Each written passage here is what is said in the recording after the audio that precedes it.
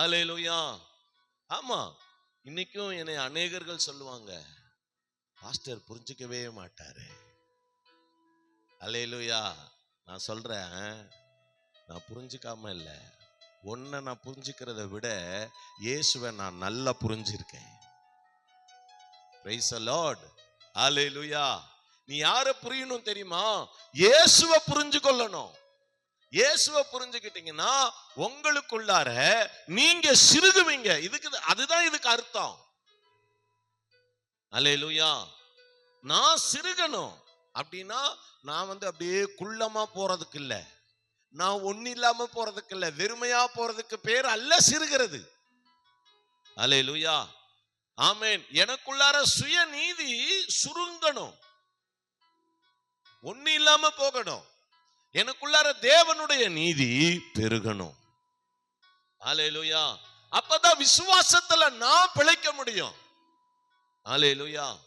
இப்போ என்னை பார்த்து நிறைய பேர் கேட்பாங்க, உலக மனுஷர்கள் கேட்பாங்க, ஏன் தேவனுடைய ஊழியர்கள் கேட்டிருக்கிறாங்க, ஹல்லேலூயா, இப்படி நீங்க எப்படி இருக்கிறீங்க கேட்பாங்க.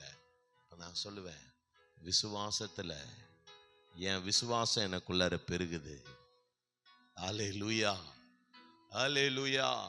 என் விசுவாசம் எனக்குள்ளார பெருகுது, என் சுயநீதி எனக்குள்ளார சுருங்குது. உலக மனுஷர்கள் கேட்பாங்க, ஊழியக்காரங்க கேட்கிறாங்க, பாஸ்டர் நீங்க போடுற ட்ரெஸ் எல்லாம் அவ்வளவு சூப்பரா இருக்க, வெள்ளையில போட்டா கூட நல்லா இருக்குதே. வெள்ளைய தான் போட்டிருக்கிறோம், முன்னாடி கலர் போட்டப்பதான் சொன்னாங்க, இப்ப வெள்ளை போட்டா கூட சொல்றாங்க ரொம்ப சூப்பரா இருக்கு, எனக்கு 2 எடுத்து தாங்க. அவங்க கேட்கிறாங்க. Praise the lord. ஹல்லேலூயா. ஏன் இதை நான் உங்களுக்கு சொல்றேன்னா, நல்லா நீங்க புரிஞ்சுக்கோங்க, உங்களுடைய சுயம் குறையணும், சுயநீதி அழிக்கப்படணும், விசுவாசம் பெருகணும். விசுவாசத்தினாலதான் நீங்க பிழைக்க முடியும். Hallelujah. Hallelujah. Praise the lord. Amen.